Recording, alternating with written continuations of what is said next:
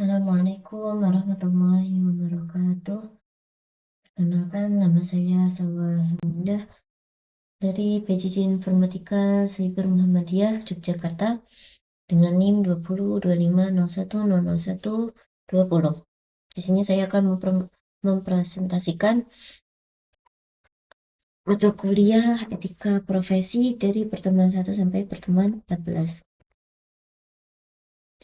Di sini pertama ada konsep dasar etika profesi. Etika adalah karakter individu, hukum atau aturan sosial yang mengatur perilaku manusia, dan bagian dari filsafat moral. Menurut Prof. Robert Salomon, etika dapat dipahami sebagai karakter individu dan hukum atau aturan sosial. Selanjutnya ada unsur filsafat. Unsur filsafat menurut Abdul Qadir ada beberapa unsur. Yang pertama, kegiatan intelektual, mencari makna hakiki, mengkaji fakta nyata, cara reflektif atau sistematis, bertujuan untuk kebahagiaan. Selanjutnya ada etika dan moral. Etika mempelajari perbuatan baik atau buruk berdasarkan kodrat. Moral adalah nilai atau norma pegangan tingkah laku. Etika menelaah tujuan hidup manusia menuju kebahagiaan yang memuaskan secara jasmani dan rohani. Lanjut, ada perkembangan moral. Di sini ada 6 tahap, yaitu orientasi hubungan atau ganjaran, orientasi hedonistis, orientasi konformitas, orientasi otoritas, orientasi kontrak sosial, orientasi moralitas.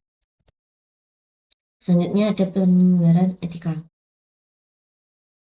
Sebab tindakan tidak etis atau yang melanggar etika adanya kebutuhan individu, tidak ada pedoman perilaku individu, lingkungan maupun atasan. Sanksi pelanggaran di sini dibagi menjadi 2, sanksi hukum dan sanksi sosial. Sanksi sosial dikarenakan kenapa adanya sanksi sosial, karena etika merupakan norma yang hidup dalam masyarakat. Sedangkan hukum terjadi apabila pelanggaran etika juga melanggar aturan hukum yang berlaku. Adapun tantangan teknologi, yaitu perkembangan teknologi mengubah paradigma manusia dalam memecahkan masalah serta mempengaruhi cara pandang terhadap norma kehidupan. Lanjut, ada jenis etika.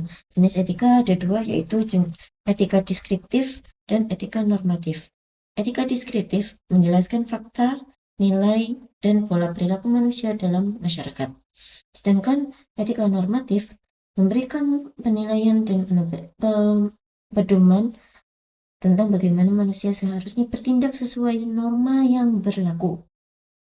Selanjutnya ada norma dalam kehidupan. Norma di sini ada 2 norma hukum dan norma khusus. Norma umum terdiri dari norma sopan santun, hukum, dan moral. Sedangkan norma khusus di sini hanya berlaku pada bidang tertentu. Selanjutnya di sini ada etika dan teknologi. Apa itu? Teknologi adalah alat menjawab tantangan dan mempengaruhi cara pandang etika. Di sini ada etika profesi. Etika profesi bagian etika sosial yang mengatur profesionalitas agar diterima oleh masyarakat. Lanjut, etika dan manajemen teknologi. Etika di sini ada 2 ya. Di sini secara bahasa dan menurut para ahli. Secara bahasa, etika dari bahasa Yunani diambil dari kata ethos, berarti norma, nilai, kaidah, ukuran tingkah laku baik. Sedangkan menurut para ahli, etika adalah pandangan manusia dalam berperilaku menurut ukuran baik dan buruk.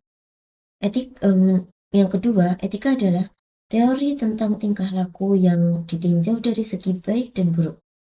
Yang ketiga, cabang filsafat yang membahas norma moral dalam kehidupan manusia. Selanjutnya ada tujuan etika dan fungsi akal. Tujuan etika di sini memahami nilai baik dan buruk, menuntun tindakan yang benar, dan dasar keputusan bertanggung jawab. Pengertian baik dan buruk. Baik mendatangkan sebuah manfaat atau kebahagiaan, sedangkan buruk bertentangan dengan norma atau nilai masyarakat. Selanjutnya, pentingnya akal. Setiap orang pasti punya akal. Nah, di sini ada pentingnya akal. Yang pertama, anugerah pembeda manusia. Yang kedua, sarana berpikir, memahami, dan menentukan pilihan yang terbaik. Selanjutnya, fungsi akal.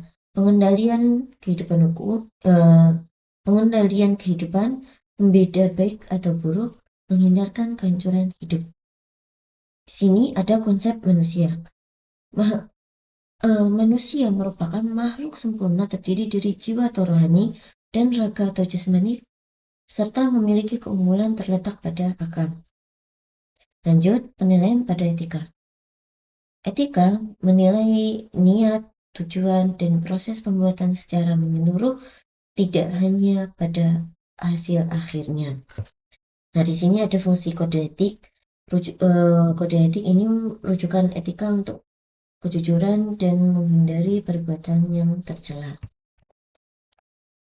Nah, selanjutnya ada prinsip etika profesi teknik yang bertujuan pendidikan etika profesi membekali profesional agar tidak melakukan pelanggaran yang menghilangkan kepercayaan kepada masyarakat. Oke, di sini kita akan membahas beberapa prinsip etika, yaitu etika kemanfaatan umum, etika kewajiban, etika kebenaran, etika keunggulan atau kebaikan, serta etika sadar lingkungan. Etika kemanfaatan umum yaitu rujukan etika untuk kejujuran dan menghindari perbuatan yang tercela.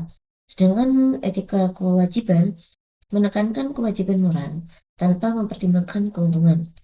Yang ketiga, etika kebenaran.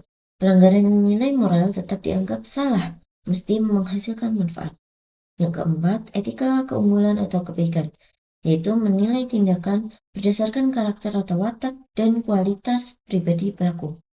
Yang keenam, etika sadar lingkungan. Tanggung jawab menjaga, melindungi, dan merawat alam, seperti flora, fauna, dan lingkungan. Lanjut, untuk unsur kesusilaan, kebajikan, dan kebahagiaan. Unsur kesusilaan di sini ada perbuatan sendiri, alasan atau motif tindakan, dan keadaan yang menyertai. Siapa, kapan, di mana, bagaimana, dan alat apa.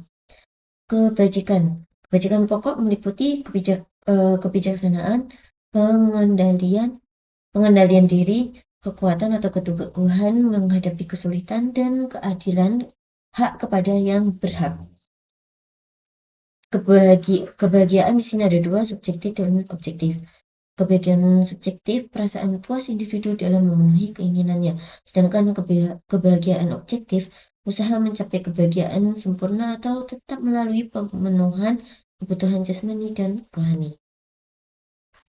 Lanjut, pengertian profesi dan karakteristik profesional. Di sini pengertian profesi. Profesi adalah pekerjaan yang dilakukan sebagai kegiatan pokok untuk menghasilkan nafkah hidup. Mengandalkan suatu keahlian atau keterampilan khusus dilaksanakan sebagai pekerjaan utama menjadi sumber utama penghasilan. Ciri-ciri profesi yaitu pengetahuan atau memiliki pengetahuan atau keahlian khusus. Yang kedua, memiliki moral tinggi, berpedoman pada kode etik. Yang ketiga, mengutamakan kepentingan masyarakat. Yang keempat, memiliki izin khusus dan anggota organisasi profesi. Syarat profesi yaitu melibatkan kegiatan intelektual, bidang ilmu khusus, persiapan profesional yang memadai, pelatihan berkesinambungan, karir permanen, mengutamakan pelayanan. Yang ketiga ada pelayanan etika. Pelayanan etika yaitu landasan hubungan dengan masyarakat, pedoman perilaku tertulis atau kode etik, menjaga kepercayaan masyarakat. Yang keempat ada dampak pengabaian etika. Yang pertama ada kritik masyarakat, kemerosotan etika profesi, penurunan kepercayaan, contoh mafia peradilan, pelayanan kesehatan diskriminatif.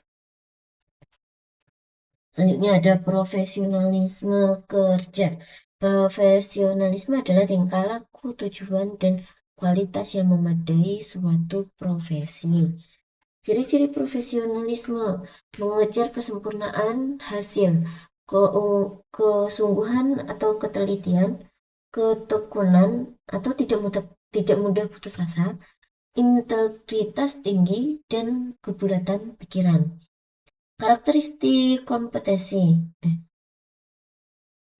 yaitu motivasi, sikap konsep diri, pengetahuan, dan keterampilan. Selanjutnya ada komponen kompetensi profesional. Yang pertama kompetensi spesialis atau teknis. Yang kedua metodik atau analis. Yang ketiga individu atau inisiatif. Yang keempat sosial atau komunikasi. Selanjutnya membentuk sikap positif. Yang pertama ada kesadaran diri, yaitu dengan terus belajar. Yang kedua kontrol diri, yaitu harus bertanggung jawab. Yang ketiga sikap positif atau yakin dan citra diri.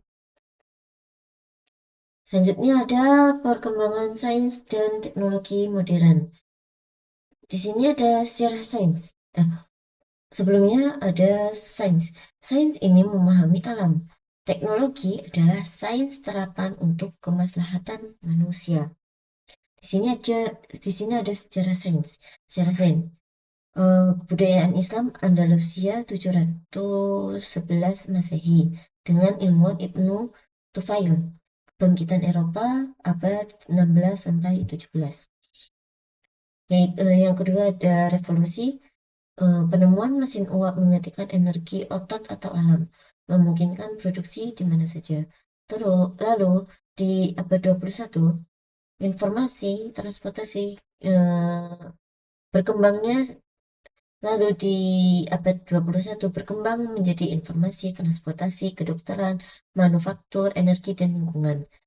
Lanjut infotech, mikroprosesor, wireless, serat optik, AI, virtual reality, perangkat lunak cerdas. Lanjut ada transportasi, GPS dan GMDSS atau informasi posisi atau kecepatan. Emergency pinches dengan frekuensi 406 MHz. Lanjut ada kedokteran. Adanya peta gen manusia digital, CT scan, lalu MRI, lalu virtual kolonoskopi yang 3D.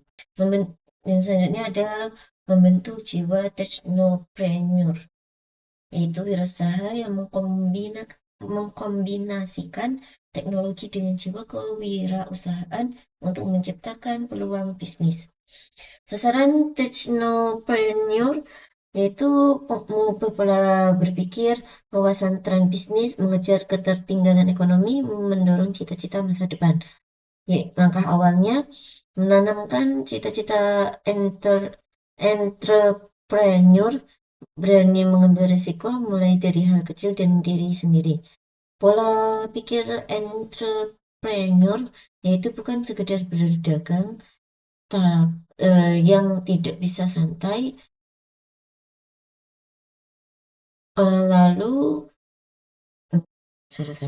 Pola pikir entrepreneur yaitu bukan sekedar berdagang.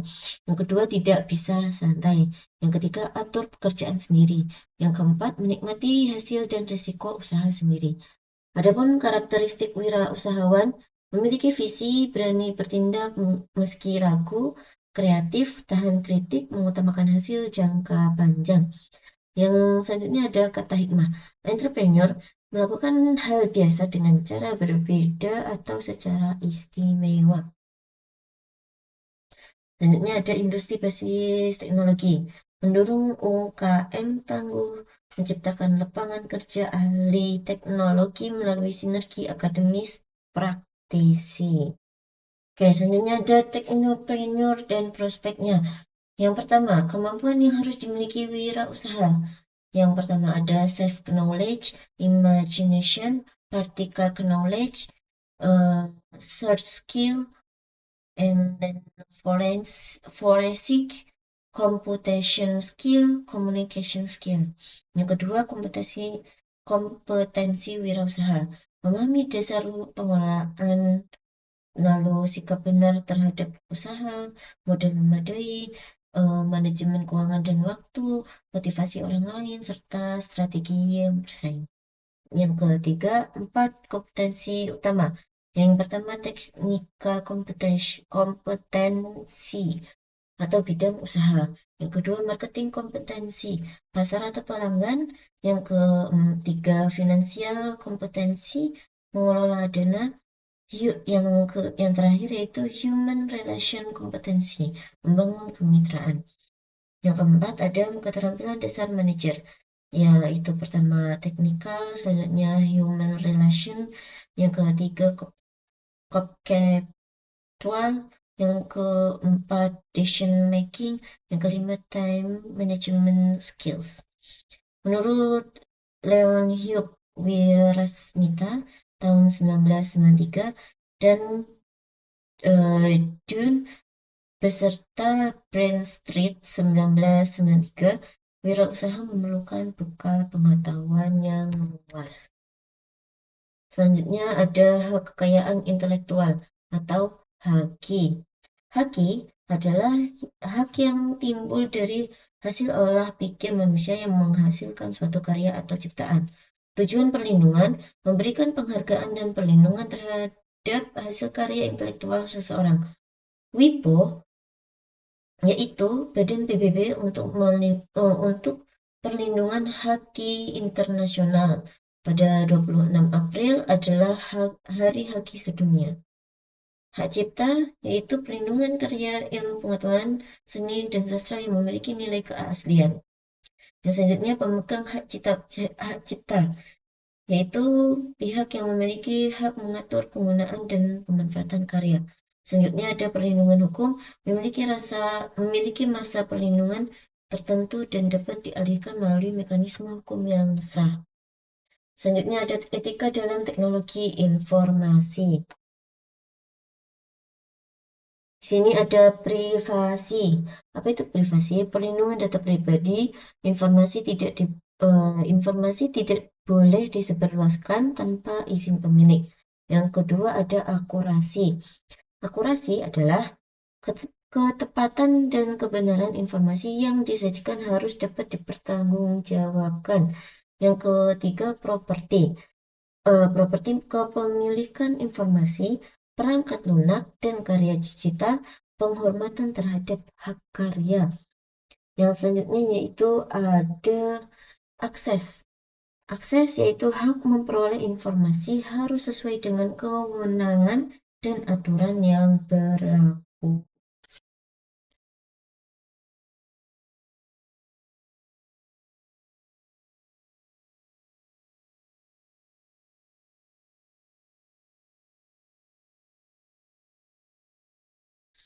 Ya, yang selanjutnya ada pekerjaan, profesi, dan profesional. Kebutuhan dasar, yaitu kebutuhan ekonomi, psikis, biologis, dan kebutuhan pekerjaan praktis. Hierarki Maslow, yaitu fisiologis, aman, kasih sayang, pengertian. Kok aneh ya?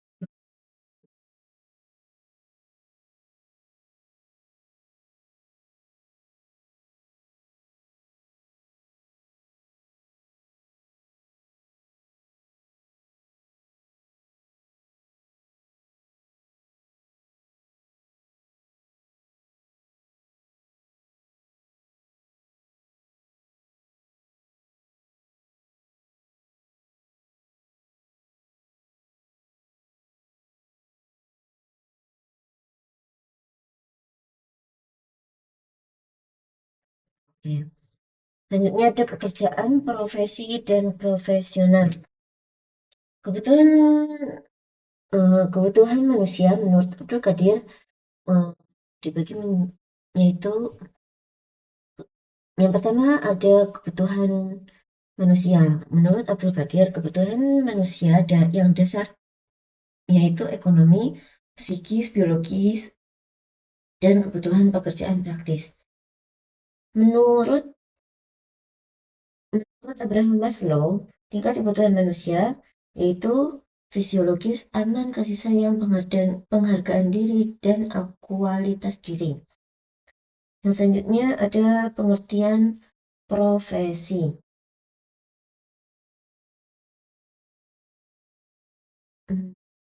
Yang selanjutnya ada pengertian profesi luhur. Profesi yang menekankan pengabdian dan pelayanan masyarakat luas.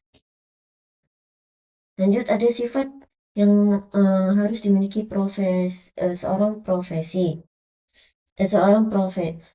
Ada sifat yang harus dimiliki oleh profesional, yaitu menguasai ilmu, keterampilan, integritas, dan kode etik. Selanjutnya terakhir, pendekatan profesi, yaitu filosofis, perkembangan bertahap, dan karakteristik standar.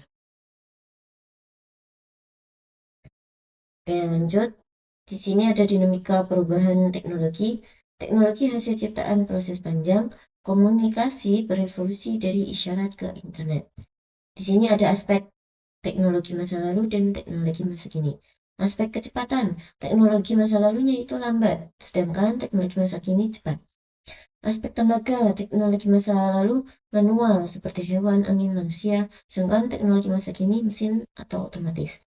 Aspek kelebihan teknologi masa lalu yaitu bebas polusi, sedangkan teknologi masa kini proses cepat, efisien. Aspek kekurangan teknologi masa lalu lambat, sedangkan teknologi masa kini menurunkan polusi. Sekarang lanjut ke siklus hidup produk atau PLC. Pengertian siklus hidup produk, konsep yang memberikan pemahaman tentang dinamika kompetitif suatu produk, menggambarkan perjalanan produk dari perkenalan hingga mengalami penurunan. Tahap pengenalan, yaitu penjualan masih rendah, biaya promosi tinggi, laba cenderung rendah, strategi skimming atau penetration. Yang kedua, pertumbuhan atau growth, yaitu penjualan naik cepat, laba meningkat cepat, masyarakat mulai kenal, lalu pesaing mulai masuk pasar. Yang ketiga ada kedewasaan atau maturity. Pertumbuhan penjualan melambat, laba maksimum lalu menurun, persaingan semakin ketat, modifikasi pasar dan fitur. Yang selanjutnya kemunduran atau decline. Permintaan turun drastis, produk mulai ditinggalkan, mengurangi investasi, mencari pengguna baru. Selanjutnya ada manajemen resiko. Definisi risiko yaitu peristiwa yang menimbulkan kerugian ekonomis, umpan balik negatif dengan probabilitas. Menurut Smith 1990, risiko adalah proses identifikasi, pengukuran, dan pengendalian risiko yang mengancam aset dan penghasilan wira perusahaan atau proyek sehingga dapat menimbulkan kerusakan atau kerugian. Menurut Cloud and Search 1994, pendekatan kejadian merugikan. Menurut William D. Kaka, aplikasi manajemen umum untuk mengidentifikasi, mengukur, dan menangani sebab serta akibat ketidakpastian dalam organisasi. Manajemen risiko bertujuan meminimalkan kerugian ekonomis dan meningkatkan peluang keberhasilan.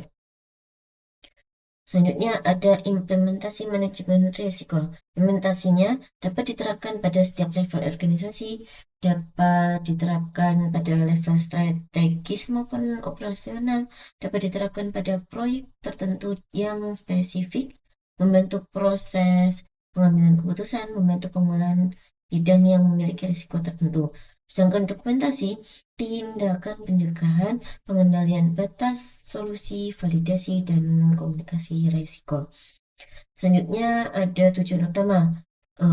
Yang pertama identifikasi, yang kedua mengukur, yang ketiga mengendalikan dampak, yang keempat mengurangi kerugian, yang kelima meningkatkan sukses. Kesimpulannya, etika adalah sistem nilai atau norma yang menjadi pedoman perilaku manusia. Yang kedua bersumber dari kata Yunani, yaitu ethos. Yang ketiga membahas baik dan buruk berdasarkan akal pikiran. Yang keempat merupakan cabang filsafat atau filsafat moral. Yang kelima berfungsi sebagai pedoman bertindak dalam kehidupan sehari-hari. Sekian, terima kasih. Kurang lebihnya kami mohon maaf. Bila ada pertanyaan, monggo dijabri. Bila taufiq wal hidayah, wassalamualaikum warahmatullahi wabarakatuh.